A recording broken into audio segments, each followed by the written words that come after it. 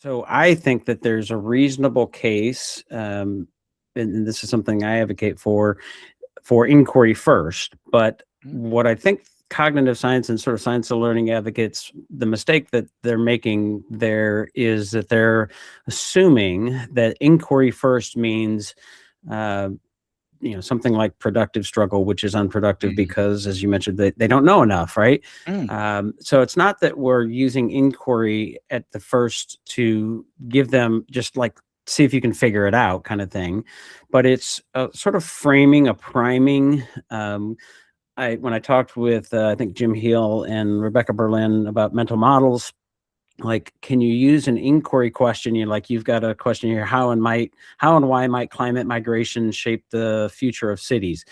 Starting your unit with that sort of framing question that might give something like a mental model, a conceptual map.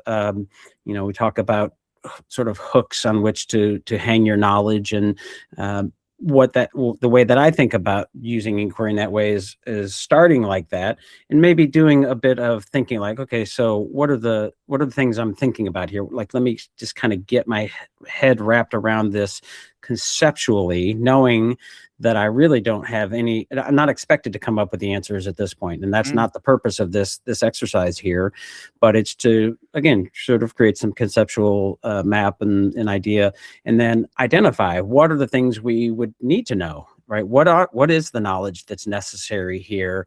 And that's one of the features of project-based learning in our work is what's that need to know list, and that should be reflective of the content and the knowledge. And then of course you teach it, and often using explicit teaching, you're building that knowledge. So you're sort of starting at the macro, coming back down to the micro as you're going through and building that knowledge. And it would be consistent with that instructional hierarchy of your acquisition phase and that kind of thing.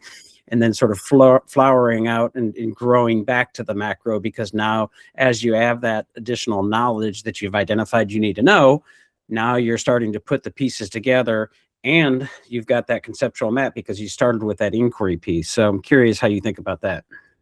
Exactly as you put forward. I'd advocate doing it from the kind of pupils at the youngest age, and then working through their education. I think in some ways it's a curriculum approach that allows you to build a really strong curriculum. So starting with an overarching question for a topic is really useful, because it helps to give a boundary to the topic. One of the big problems that we have in schools is we have limited time, and we say, okay, we're going to be looking at US history. What about you? It's vast, it's huge. Whereas if we have a specific question we're trying to answer, why did X happen in year whatever, or whatever that question is. Okay, now we've got a question, we've got a boundary to the curriculum.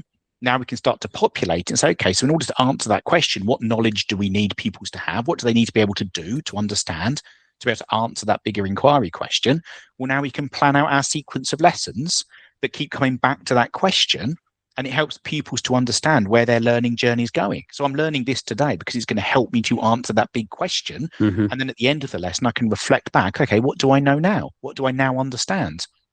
And that's going to give you're going to give them that hook, as you mentioned, somewhere to put that knowledge, somewhere to put that information, and they start to build a bigger picture.